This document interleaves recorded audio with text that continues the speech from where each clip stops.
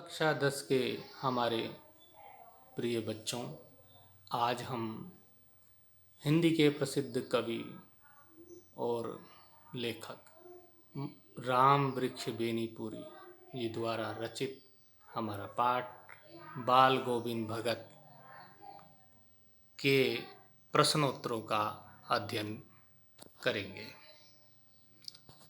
तो आइए शुरुआत करते हैं प्रश्न नंबर 1 से। पहला प्रश्न है, खेती बाड़ी से जुड़े गृहस्थ बाल गोविंद भगत अपनी किन चारित्रिक विशेषताओं के कारण साधु कहलाते थे? तो बाल गोविंद भगत गृहस्थ अवश्य थे।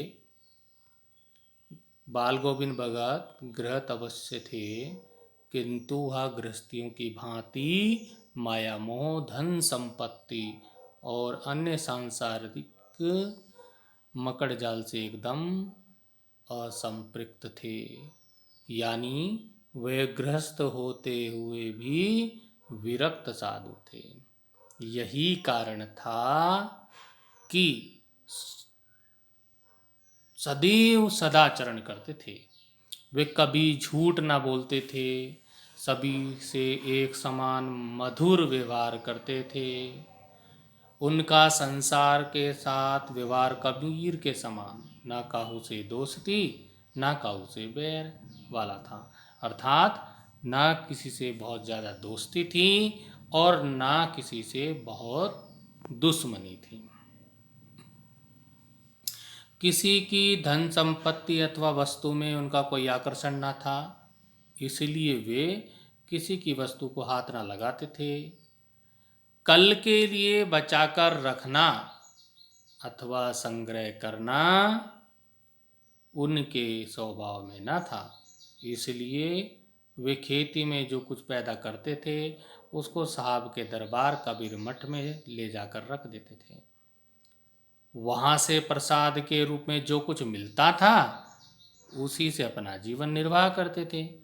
इन्हीं सब कारणों से खेती बाड़ी से जुड़े गृहस्थ बाल गोविंद भगत साधु कहलाते थे। प्रश्न नंबर 2 की ओर चलेंगे। प्रश्न संख्या 2 है कि भगत की पुत्र वधू उन्हें अकेले क्यों नहीं छोड़ना चाहती थी? उत्तर है, भगत की पुत्र वधू उनकी वृद्धावस्था के कारण उनको अकेला नहीं छोड़ना चाहती थी। उसका तर्क था, क्या तर्क था उसका? वृद्धावस्था में कौन भगत जी के लिए भोजन बनाएगा, बीमार पड़े तो कौन उनकी देखभाल करेगा। ऐसे ही सब कारणों से भगत की पुत्र वधू उन्हें अकेले नहीं छोड़ना चाहती थी। प्रश्न संख्या 3 की ओर चलेंगे। भगत ने अपने बेटे की मृत्यु पर अपनी भावनाएं किस तरह व्यक्त की?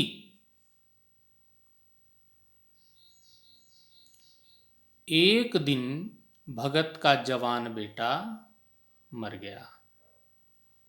उन्होंने बेटे को आंगन में एक चटाई पर लिटाकर उसे एक सफ़ेद कपड़े से ढक दिया।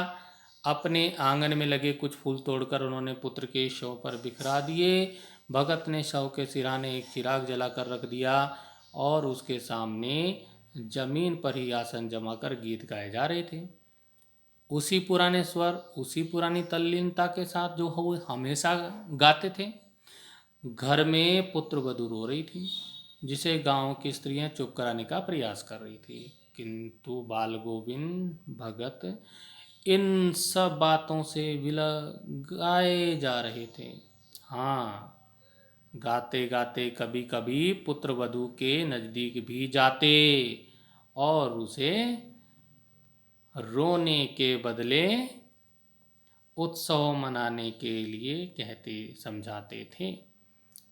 क्या कहते थे कि आत्मा परमात्मा के पास चली गई, विरहिणी अपने प्रेमी से जा मिली, भला इससे बढ़कर आनंद की क्या बात हो सकती है।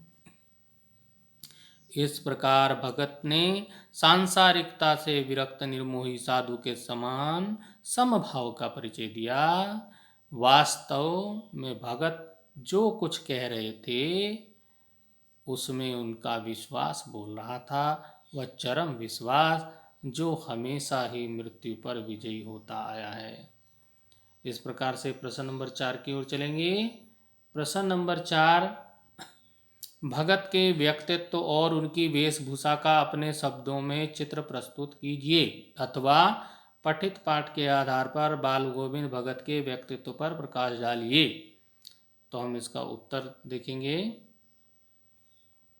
बाल गोविंद भगत मझोले कद के गोरे चिट्टे आदमी थे। उनकी आयु 60 से अधिक होगी। सिर के बाल पक गए थे। वे लंबी दाढ़ी या जटाजूट तो नहीं रखते थे, किंतु दाढ़ी जरूर रखते थे जो सफ़ेद थी। कपड़े बहुत कम पहनते थे। कमर में एक लंगोटी, सिर पर कबीरपंथियों की टोपी, सर्दियों में ऊपर से एक काला कंबल ओढ़ लेते थे।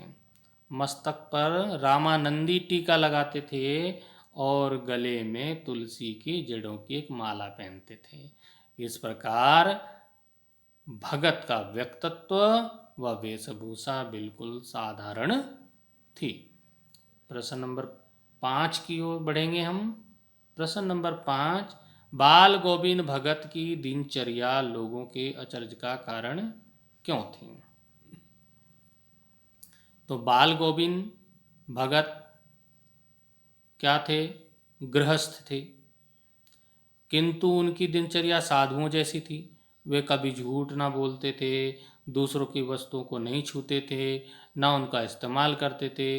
वे दूसरों के खेतों में शौच के लिए भी नहीं जाते थे। इसलिए लोगों को लगता था कि किस प्रकार गृहस्थ होकर भी भगत इतने साधारण जीवन का निर्वाह कर लेते हैं, जबकि एक आम आदमी के लिए यह सब बड़ा कठिन था। इसलिए भगत की दिनचर्या लोगों के अचरज का कारण थी। इस प्रकार हमने प्रश्न संख्या 1 से 5 तक का अध्ययन किया। अगले प्रश्नों का अध्ययन हम इसके बाद करेंगे।